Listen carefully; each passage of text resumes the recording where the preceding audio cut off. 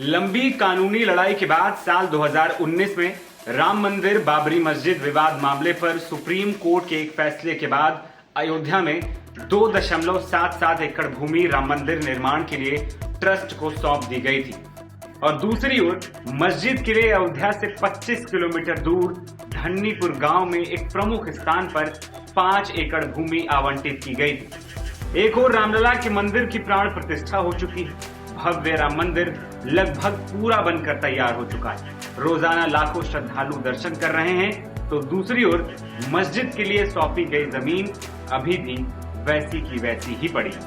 नक्शा पास हो चुका है, लेकिन 4.5 साल से ज्यादा का समय बीत गया है और ये जमीन मस्जिद निर्माण की राह अभी भी तक रही।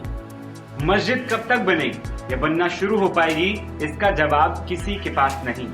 लेकिन जब ये पता करने की कोशिश करते हैं कि आखिर मस्जिद का काम अभी क्यों नहीं शुरू हो पाया, तो पता चलता है कि मस्जिद बनाने के लिए जो पैसे की जरूरत है, उतनी रकम ट्रस्ट अभी इकट्ठा नहीं कर पाया है। इस बीच धन्नीपुर मस्जिद को लेकर एक खबर आई। खबर कि मस्जिद के निर्माण कार्य को देखरेख के लिए सुन्नी सेंट्रल वक्फ बोर्ड द्वारा गठित इंडो इस्लामिक कल्चरल फाउंडेशन यानी कि IICF ने मस्जिद के विकास के लिए बनी 4 समितियों को भंग कर दिया है। कहा जा रहा है कि ये फैसला विदेशों से चंदा जुटाने के लक्ष्य को देखते हुए लिया गया है। इससे विदेशों से मस्जिद निर्माण के लिए धन इकट्ठा करने के लिए मंजूरी हासिल करने में आसानी होगी। दरअसल बीते दिनों ही IICF ने FCRA क्लियरेंस के लिए केंद्र सरकार से मांग की थी, ताकि वो विदेशों से भी चंदा जुटा सके। IICF के मुख्य न्यासी जुफर फारूकी ने इस बारे में जानकारी देते हुए बताया कि 19 सितंबर को बोर्ड की बैठक समितियों को भंग करने का फैसला लिया गया। इससे FCRA यानी कि विदेशी योगदान विनियमन अधिनियम को मंजूरी मिलने की प्रक्रिया आसान हो जाएगी।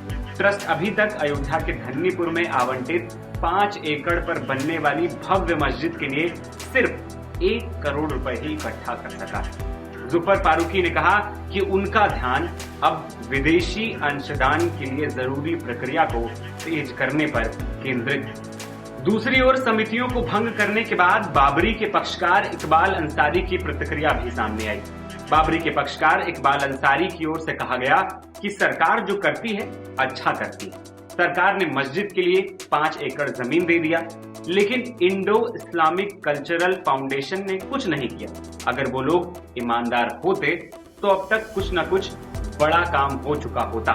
वहां जरूरत मस्जिद की है ही नहीं, वहां खेती होनी चाहिए और जो अनाज आए हैं उसे मुसलमानों में बांट देना चाहिए।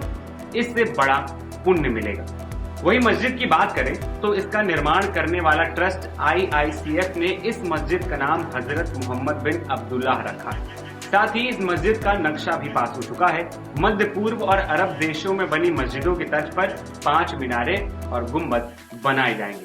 साथ ही मस्जिद के परिसर में कम्युनिटी किचन और लाइब्रेरी म्यूजियम भी बनाए जाने के प्रस्ताव शामिल। लेकिन ये जमीन पर कब उतरेंगे ये कह पाना मुश्किल है।